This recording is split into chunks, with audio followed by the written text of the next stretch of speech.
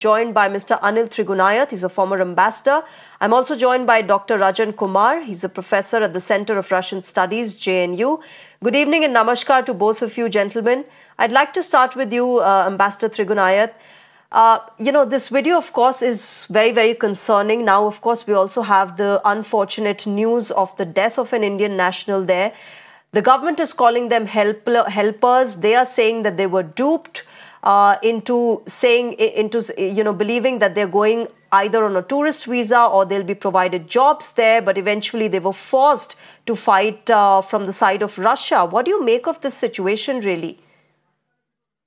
Well, Shreya, this is not the first time that the unsuspecting Indians have been duped by agents. This keeps on happening all the time.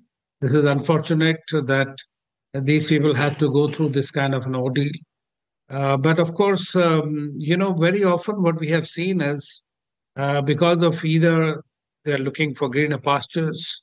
I have myself come across a lot of people trying to illegally migrate into Europe via Russia, Finland, and all.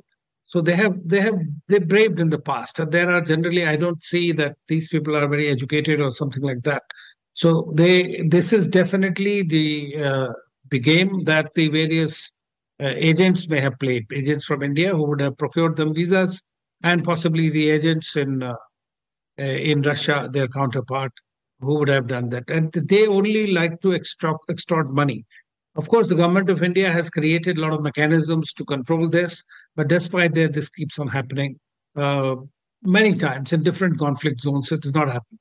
But this is the first time, I think, where we are seeing the Indians are fighting. In the Russian army, as you know, that not only this, but there are a lot of nationals from Central Asia, from Nepal, from several other countries have also gone to fight, both on Russia's side and the Ukrainian side. I remember reading about one of the Indians who used to live there. He refused to come back. He said, I'm going to fight for Ukraine's independence here or something like that. So these kind of things keep on happening. I have myself evacuated many times, and those people from conflict zones. And when I say I saw them at the airport and I asked them, where are you going? They said, when they came and accosted me. And they said, sir, we're going back there. I said, why are you going there? He said, well, marna yahan hai, marna wahan, kya farak padta hai, sir, we'll get money in. So this is the kind of thing also happens. But I'm sure that the government has come to know about it. Should we then also understand from this, Ambassador Trigunayat, the fact that the agents perhaps who duped them knew what they're getting these Indian youngsters into? Yes, definitely. I mean, they knew what they are doing. There is no doubt about it. And I think that the agents we have come across many times. We've cancelled the agencies whenever these kind of incidents come, even illegal for these kinds of illegal activities and recruitments. The action is taken against them by the agencies here, but that's a process. It takes time. And then when our embassy would be involved in getting more facts about the case.